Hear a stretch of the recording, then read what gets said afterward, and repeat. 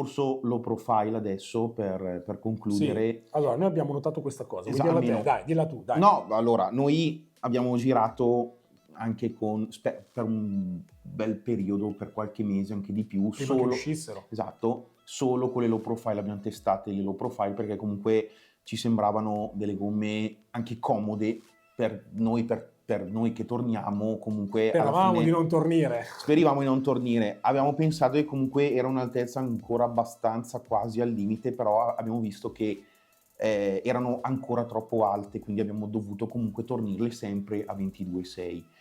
La differenza però è che pur immaginando che sia la stessa mescola, stesse cose, in realtà le low profile si comportano, abbiamo notato, in maniera leggermente diversa, non come diciamo all'inizio come gomma, ma nella durata, quindi come diciamo quantità di grip nel periodo, o meglio, per far capire meglio, le 30 normali, quindi le V5 F30 classiche, hanno un comportamento piuttosto, diciamo, abbastanza lineare, ecco, nel senso che quando si arriva vicino al limite cala molto la prestazione. Queste qui, le low profile, invece hanno, diciamo che sono, per dirla in maniera un po' più racing, delle gomme da qualifica, diciamo così. Sì, allora... cioè hanno un drop di prestazioni molto più netto rispetto alle 30 normali. Cioè la mescola è la stessa. La mescola è uguale. Però voi dovete immaginare una cosa, che se nel riempimento di una gomma normale ci va una determinata quantità di materiale, in una low profile ovviamente ce ne va un po' va di meno. Quindi la stessa qualità del materiale viene pressata di più in una low profile. Quindi è come, non è un'altra mescola, è semplicemente una gomma che, se, dal nostro punto di vista, usandola, ha molto più grip. Quindi sì. la cosa banale è che ha un grip più alto nei primi giri, poi si livella e ad un certo punto perde un po' di più.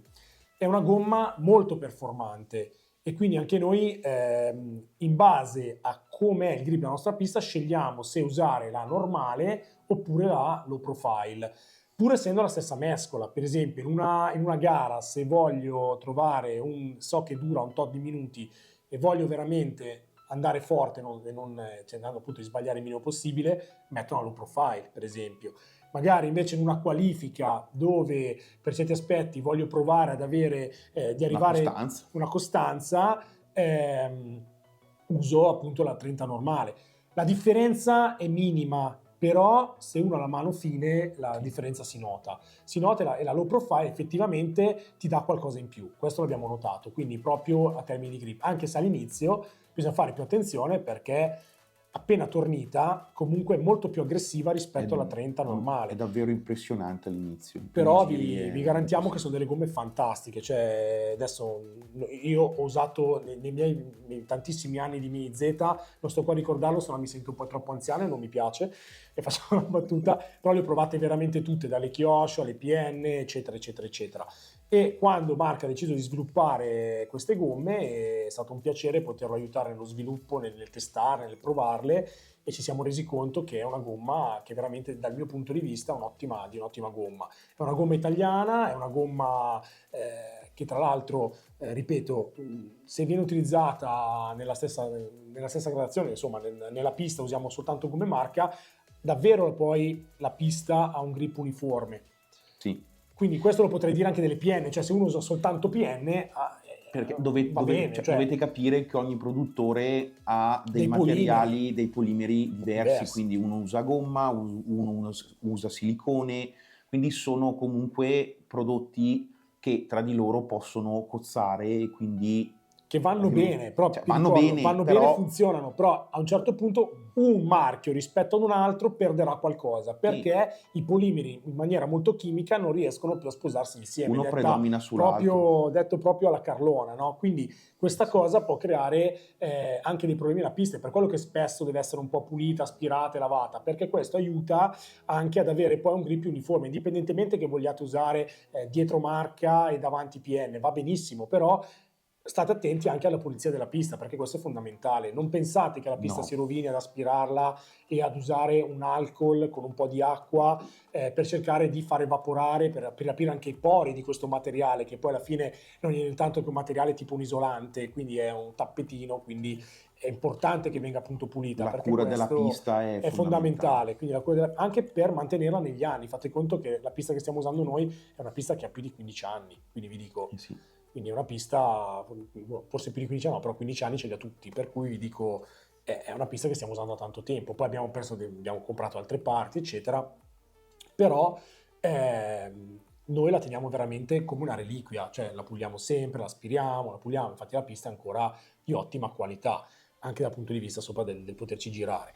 Quindi tutto questo per raccontarvi che guardate la vostra pista, perché anche rifacendo riferimento, e torno ancora un attimo al riferimento della tabella che avete visto, che poi magari vi rimetteremo, non è detto che è un'indicazione, è sicuramente un'indicazione quella, però dovete provarle le gomme, compratele tutte e provatele, perché per esempio io ho girato anche con le V6 che non esistono più davanti, le V1 che non esistono più davanti, le abbiamo provate, ai tempi ce n'erano veramente diverse di gomme, ma le provavamo, perché se non provi non puoi sapere. Può anche essere che nel vostro caso, nella vostra zona, dove avete messo appunto la pista, nell'umidità che c'è, magari una V, adesso non c'è neanche più la V12, sono le V4, eccetera, possono funzionare meglio rispetto alla V5 che stiamo usando noi. Però dovete provare e testarle. Purtroppo la gomma va testata, va provata in base a dove siete e in base alla vostra pista. Consigliare una gomma è sbagliatissimo, soprattutto perché potrebbe andare di fortuna che quella gomma che vi abbiamo consigliato funzioni, ma è esagerato poter consigliare una gomma perché si rischia di non avere la stessa condizione dove guidiamo noi, e del tipo di pista che abbiamo noi, del tipo di layout, del tipo di setup, tante cose possono incidere. Quindi il consiglio è provate le gomme e continuate eventualmente a sentire i club dove andate per cercare di capire da che cosa partono loro. Poi voi potete fare delle prove, però chiedete sempre al club di riferimento. Guardando le gomme posteriori, ultima cosa, mi è venuta in mente una cosa da dire che secondo me è molto importante.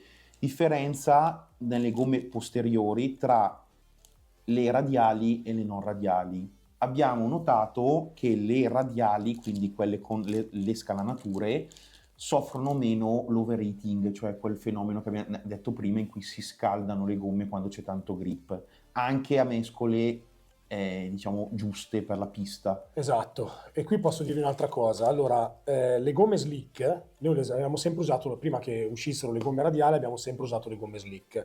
Nelle mini Z, quindi a nickel metallidrato, andavano benissimo. Ancora oggi, se io utilizzo una nickel metallidrato con un motore 3500-5005, faccio sempre riferimento sulla nostra pista, le slick riesco ancora un po' a utilizzare col 3500. Col 5005 ni. Perché? Perché la nostra pista ha un alto grip e quindi da quando sono uscite le radiali hanno risolto tanti problemi, soprattutto per le lipo, perché le lipo hanno una coppia nettamente più alta rispetto ai motori con nickel metallidrato, alimentati a nickel metallidrato. Di conseguenza è cambiato anche il modo di usare quel tipo di gomma su un determinato tipo di auto. Quindi ad oggi vanno meglio le radiali, perché? Perché scaldano di meno, perché già il motore ha una coppia più bassa e spinge di più. Di conseguenza questa situazione la radiale l'ha risolta, quindi per fortuna che Marca poi è riuscito anche a realizzare le radiali, perché con le slick incominciavano a un certo punto a scivolare, perché si scaldavano troppo con le lipo. Con le nickel metallidrato in realtà te la puoi gestire ancora, perché ripeto, la potenza di coppia bassa è inferiore rispetto a quella di una lipo. Per cui queste cose sono molto molto importanti da tener conto. Quindi vi ripeto, la scelta della gomma deve essere calibrata su tanti aspetti, quindi consigliare una gomma è veramente molto difficile, o meglio, consigliare quel tipo di mescola è difficile, bisognerebbe andare nei vari club, nelle varie piste, portarsi le gomme e provarle. È l'unico modo per arrivare con un determinato tempo a trovare la quadra in funzione di un setup e della vostra guida sulla vostra mano della macchina. Quindi ripetiamo e concludiamo dicendo che la domanda che ci potete fare è sempre la stessa, che come facciamo a usare le gomme, che gomme usiamo, è prendete le gomme e provatele. Vi possiamo soltanto dire che le gomme Marca sono di ottima qualità, sono delle ottime gomme, così come possono essere gomme di ottima qualità anche le altre. Sceglietele. Noi abbiamo fatto questa scelta e siamo stati fortemente ripagati e lo ripetiamo, non perché siamo piloti marca, ma perché ho avuto la fortuna di poter partecipare allo sviluppo, di poterle testare. Ho anche usato mescole che non sono in vendita, che non sono state messe in vendita, proprio perché non abbiamo ritenuto che fosse una gomma di migliore qualità rispetto a quello che già era presente nelle vendite. Per cui ci mettiamo la faccia, nel senso che dissuadete da chi vi consiglia una gomma se non ha mai provato quel tipo di tracciato, perché non è così evidente e così semplice poter dare un consiglio. Esatto, sì, Quindi esattamente. non riusciamo mai a rispondere a questa domanda, quindi ve lo diciamo e abbiamo voluto farvi questo regalo di Natale perché è stato il video che più ci richiedete. Eravamo un po' preoccupati, tra virgolette, a fare questo video perché immaginiamo che poi adesso proviamo quella gomma perché l'hanno usato loro. No, no, no. Prendete le gomme e davvero, davvero, ve lo diciamo, provatele, perché sennò diventa un problema. Fate una scelta provando. Quindi questo è l'unico consiglio reale e vero che possiamo darvi. Esatto. Quindi ne approfittiamo per augurarvi ancora buon Natale. Buon Natale a tutti. Seguiteci, iscrivetevi al canale, per noi è molto importante. Spargete il verbo, come si dice, visto che è periodo di Natale. Spargeteci il un po' verbo. ovunque. E grazie davvero per seguirci e per i feedback che ci date tutte le volte. Grazie di cuore davvero. Ciao A tutti. Ciao Ne! Quando hai detto io ne ho provate tante, mi sembrava la pubblicità di Rocco Siffredi, io della vita di patatine ne ho provate tante. Mettiamolo sotto.